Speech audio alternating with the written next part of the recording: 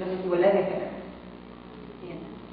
Unas propuestas, las propuestas, bueno, según Lucía Pérez Ragoso decía que las metodologías que se han trabajado hasta ahora son un poco complicadas, plantear recomendaciones o propuestas de cómo, como una hoja de ruta de qué cosas se debe hacer, justamente porque todavía no han tenido la posibilidad de concretarse en un caso específico.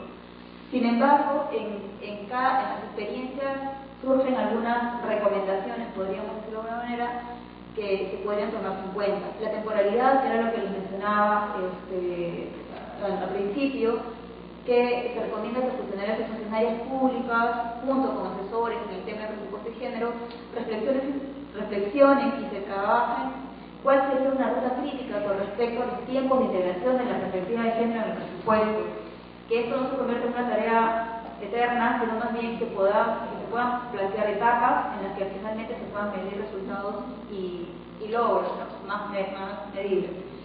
Y plantearse cómo hacemos digamos, el gran reto, en qué momento y cómo se plantearse los plazos, ¿no? Y cómo se definen esas etapas. Lo otro es sobre los resultados logrados.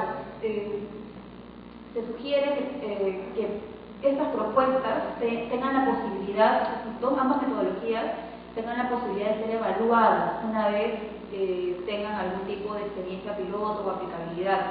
Porque justamente lo que decía también Lucía era que si ya contamos con instrumentos y metodologías, ya es el momento de ponerle un alto a la producción de más análisis, más metodologías cuando ya las hay. Entonces, que más bien ya es el momento de empezar a poner los hitos para empezar a ver resultados más concretos. Entonces, la sugerencia, la recomendación en todo caso es que estos programas, estas metodologías, al plantearse una experiencia piloto o como se quiera ver, puedan ser evaluadas sí o sí. Siguiente. El desarrollo de indicadores de género es una cosa que he escuchado todo el día y es totalmente cierto, ¿no? Las metodologías que se plantean en estos momentos son muy interesantes de proceso, te dicen cómo llegar a la analización, pero cuando ya tienes que medir el indicador es donde hay una dificultad, ¿no? No tenemos la claridad todavía o la especificidad de qué aspectos concretos medir o qué aspectos concretos nos van a ayudar a ver los avances. Bueno, y claro, hay una cosa ahí importante, que lo que mencionaba hoy en la mañana, que los indicadores de género no están en cuántas mujeres participaron, o sea, no solamente, creo que en cuántas mujeres participaron en los talleres, o cuántas mujeres lograron, qué sé yo, acceder a un empleo, qué sé yo, sino más bien en indicadores específicos de género que permitan medir la evolución de los roles de género, ¿no? Y las relaciones de poder existentes entre ambos sexos. Entonces, ¿en qué medida, y también en qué medida hombres participan, hombres y mujeres participan en la formulación de estos programas, proyectos? Luego, otra recomendación que surge también en torno a estas dos experiencias es la posibilidad de empatar estas dos metodologías, ¿no? Porque por un lado tenemos el análisis exhausto del proceso a partir de las brechas, y por el otro lado tenemos la parte de evaluación que te permite decir, bueno, sí o no, a partir de tu intervención vas a poder tener resultados. Entonces, se puede ver potenciada en las tres fases de evaluación planteadas por Costa Rica, en la medida que puedan fusionar estas dos metodologías. Siguiente. Sobre el uso de conceptos y terminologías, que es una tarea que falta en este momento, porque ahí en la experiencia de evaluación de Costa Rica hablan sobre la evaluación, pero no el análisis. Bueno, la compañera sí mencionó el tema del análisis, pero en la propuesta de evaluación de ex post y ex ante hacen una distinción de estos enfoques. Entonces, la propuesta está en definir claramente a qué le llamamos análisis y a qué le llamamos finalmente evaluación. Y claro, por ejemplo, las terminologías de brechas de género también. Por ejemplo, en el caso de la evaluación de Costa Rica no se menciona el tema de brechas de género, en el caso de Perú sí. Entonces, ¿cómo podríamos hacer que este mismo análisis de género a partir de brechas se pueda aplicar en Costa Rica, que no se utiliza el concepto? Bueno, finalmente todas las metodologías presentadas inician con un diagnóstico, cómo elaborar el diagnóstico, las lecturas siempre llevan a reflexionar en la producción de información y todo esto. Sin embargo, una recomendación que surge en todo esto es que en el momento en que también se elaboren los diagnósticos de las situaciones de las mujeres, también se puedan ir mencionando los temas a abordar, ¿no? No solamente identificar las inequidades o las desigualdades, sino más bien cuáles son los obstáculos o los temas concretos a los cuales hay que abordar directamente. Bueno, claro, y claro, estar encaminadas a la erradicación de dichas desigualdades. Creo que termina. Sí. Bueno, gracias.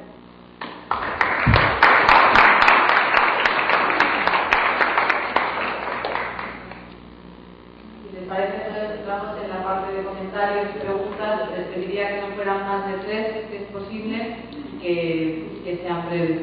Gracias.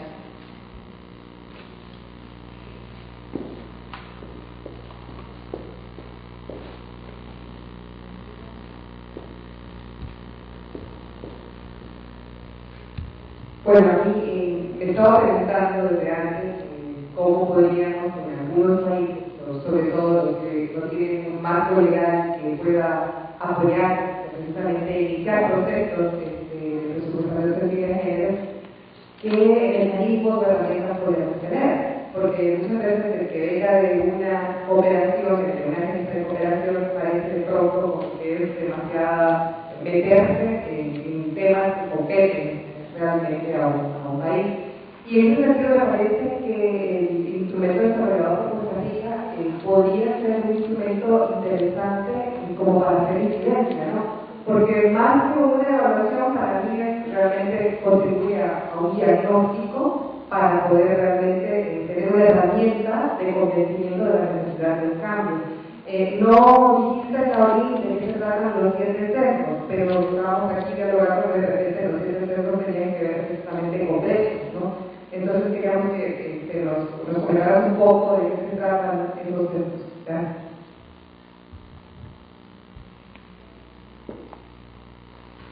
Gracias. Bueno, lo mío es compartir un poco una experiencia que estamos iniciando en el Distrito Federal, pensando también en que son muchos frentes por los que tenemos que entrar a este asunto de la elaboración de presupuestos con perspectiva de género. Y ahí está la centralidad de las instituciones. ¿Qué tanto conocemos a las instituciones que son finalmente quienes van a realizar ese trabajo y en quienes debe permanecer, quienes se lo deben apoyar de acuerdo a lo que dice la ONU? ¿Qué tanto sabemos la lógica institucional, la organización de las instituciones, las capacidades de las instituciones, ¿no? Y en ese sentido, compartir que nosotros estamos empezando a implementar una metodología que se creó en el marco de Perú, que es el índice de procesos presupuestarios con enfoque de género, que bueno, va justamente a conocer las capacidades institucionales para la sostenibilidad de los presupuestos en perspectiva de género. Entonces, a partir de los resultados que nos arroje, porque además estamos visitando todas las unidades responsables para conocer esta dimensión, este índice se compone de 2 dimensiones, una dimensión tangible y una dimensión intangible. Cada una tiene un valor, pero valen lo mismo, las dos, y se componen de distintas variables que tienen una ponderación también. Y ahí vamos a ver qué tanto la institución puede hacer todo esto que estamos hablando. ¿Qué tanto hay capacidades ahí para desarrollarlo y también identificar qué hay que hacer desde la lógica y de la organización institucional?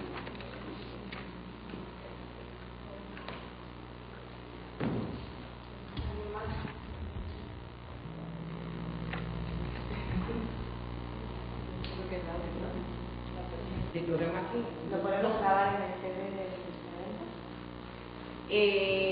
bueno, no, pero sí está en la página, digamos, si lo comienzo en PDF. Entonces empezó. Es que eso cuesta mucho como decir todas las ideas que yo quisiera en tan poquito tiempo, ¿verdad? Pero obviamente nosotros andamos detrás de derechos, somos las que más nos apuntamos a buscar derechos porque, y yo siempre se lo digo a la gente, difícilmente yo puedo tener información estadística que busca entender las condiciones y posiciones de mujeres en la sociedad, ¿verdad? Pero difícilmente yo puedo generar un indicador con perspectiva de género si no he identificado una brecha. O sea, para mí, en mi lógica, no puedo, porque me he encontrado con cosas que usted queda como el pelo parado, como decimos nosotros. Entonces, eso también era como un proceso, es tan técnico, que inclusive si queríamos hacer un análisis de la distribución, nunca lo hemos podido hacer, de ver cuál es la distribución que se da de los recursos entre hombres y mujeres, imposible. O sea, mejor ni intentarlo, digamos, ¿verdad? Porque no hay información para eso, a eso vamos terminando, ¿verdad? Pero en ese momento que hicimos ese documento, ese era uno de los sesgos. Otro, el espacio cerrado de participación, realmente la aprobación de presupuestos allá en el cuarto, donde se discute y la gente, la sociedad civil y las personas comunes y silvestres nunca podemos tener acceso, ni siquiera opinar en algún momento si estamos satisfechos o no por los servicios que le estaban dando. Entonces, de ahí también la lógica de intervención que nosotros tenemos, de ahí salió la lógica de la ley de control fiscal, de ahí salió como la lógica de intervención que tenemos nosotros en este momento en ejecución.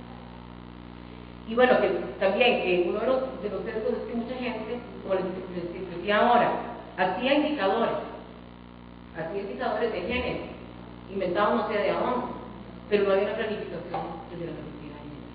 Entonces, era un sesgo muy importante, porque estaba generando un poco de información que realmente no me estaba creando ninguna brecha ni me estaba contribuyendo tampoco a nada en este proceso. Y sobre los sesgos explícitos, empieza ya a tomar más fuerza la teoría de género. Y el primero es, bueno, y que se ha discutido aquí desde el inicio de este seminario, es considerar el trabajo remunerado, que lo hacen mayoritariamente las mujeres, como un bien libre que vamos a hacer mujeres a la sociedad. ¿Verdad? Entonces, ¿qué es lo que sucede? Cuando yo llego a analizar un programa que brinda un servicio, muchas veces todo tiene que ver con el uso del tiempo de las mujeres y todo ese trabajo que se hace, que además muchas veces limita también el acceso a los recursos, no es considerado en cuenta a la hora de escribir su programa. Simplemente todo ese trabajo que está sobre las espaldas de las mujeres muchas veces no se considerado en cuenta en las políticas. Obviamente los servicios no se dan en esas condiciones, no llegan a la mujer. Cosas sencillas como los horarios, como el acceso a los servicios, ¿verdad? Como no lo visualizo como un factor muy importante, simplemente no lo tomo en cuenta a la hora de escribir un programa. Otro sesgo también que las mujeres no son consideradas sujetos económicas. Nosotros encontramos, por ejemplo, cuando hacemos análisis en la parte agropecuaria, ponemos un ejemplo, que las mujeres se hacían cargo de gran parte del proceso productivo, pero eran tomadas en cuenta, no nos llegaban los recursos como por ejemplo que nos puse ahora, porque simplemente en mi mente son del ámbito, en mi mente como gestora o gestor de desarrollo, son del ámbito privado, son amas de casa y no participan en la producción, aunque hacen mucho en la labor productiva, por ejemplo en el campo. Y para terminar, el feminismo en las mediciones, porque entonces ellos salían muchas veces, pero sí tenemos información, atendimos 50 familias. Entonces ya para ellos era como, ¿verdad? Sí, pero familias, pero no se entiende que en el interior de la familia hay personas de ambos sexos con necesidades y particularidades completamente distintas, ¿verdad? Y con situaciones distintas que son necesarias de atender por aparte. Es decir, que si le digo familia también no está diciendo nada desde la perspectiva de género. Entonces como muy rápido, ¿verdad? Pero por ahí era donde iban en esos líderes de opinión, en buscar justamente esos aliados estratégicos que pongan temas centrales. A nosotros nos resultó muy bien con el asunto de violencia hacia la mujer, ¿no? Luego, por ejemplo, también recoger todas las iniciativas de la sociedad civil, que creo que la sociedad civil juega un papel fundamental en el asunto de la redundancia de las iniciativas, especialmente estas de acción afirmativa, ¿no? Por ejemplo, las cuotas de género, dado que, por ejemplo, nosotros identificamos una brecha muy grande en la participación política de las mujeres, dramático en el Perú, pero que definitivamente permiten estos espacios de intervención desde estas, desde ir como dijo Rubén, ir avanzando en ir generando esas metodologías que sean apropiadas por los directamente involucrados, sin dejar de lado en todo caso toda una reflexión teórica, etcétera, pero como darle las herramientas más fáciles para abordarlas, ¿no? Y otro asunto que como experiencia también lo planteamos es fundamental el fortalecimiento de capacidades de los funcionarios y funcionarias. En nuestro país, lamentablemente, el asunto de la alta rotación nos vuelve a nosotros con mucha frecuencia, como decimos, a fogacer en el asunto de ir sensibilizando a los funcionarios. Ya tenemos funcionarios, por ejemplo, de los gobiernos regionales, por ejemplo, los procesos electorales nos cambian el panorama, pero definitivamente va quedando esta se va avanzando finalmente en términos de conocimiento cuando vamos encontrando a funcionarios que de repente estaban en el gobierno regional o en el gobierno local nos ha pasado de Independencia, de repente pasa al gobierno local de San Martín de Porres, por ejemplo, o de Villa María del Triunfo. Entonces nos encontramos con gente que efectivamente la capacitación, la sensibilización de ese funcionario no se va perdiendo. Es difícil, ciertamente no hay una acumulación, pero yo creo que es fundamental el papel de la sociedad civil. Muchas gracias.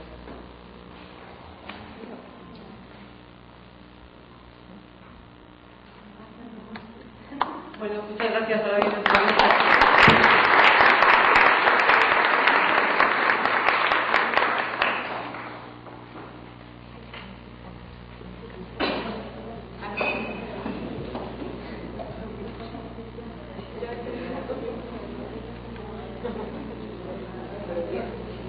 Los tomadores de decisiones, ¿no? En esos líderes de opinión, en buscar justamente esos aliados estratégicos que pongan temas centrales.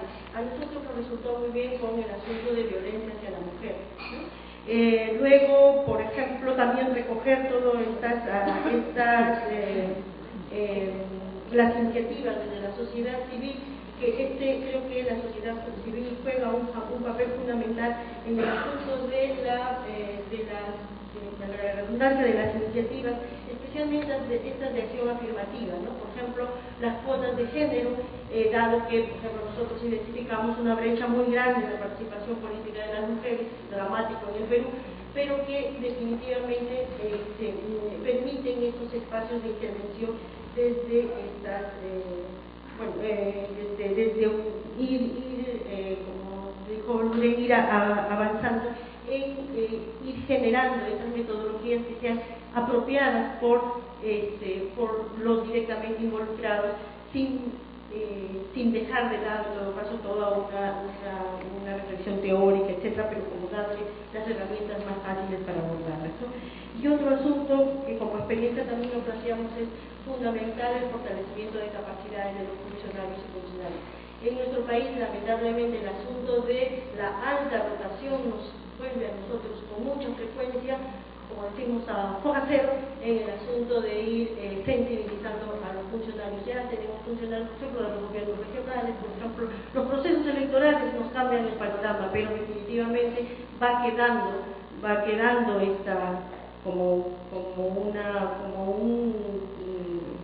se va avanzando finalmente en términos de conocimiento cuando vamos encontrando a funcionarios que de repente estaban en el gobierno regional o en el gobierno local nos ha pasado de Independencia, de repente pasa al gobierno local de San Martín de Porres, por ejemplo, o de Villa María del Triunfo. Entonces nos encontramos con gente que efectivamente la capacitación, la sensibilización de ese funcionario no se va perdiendo. Es difícil, ciertamente no hay una acumulación, pero yo creo que es fundamental el papel de la sociedad civil. Muchas gracias.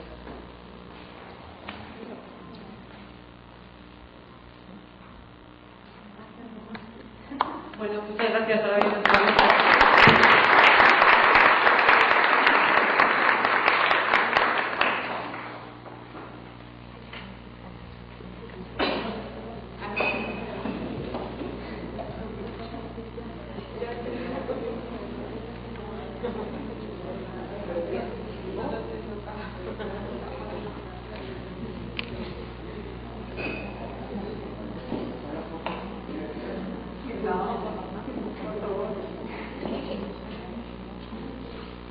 pertenece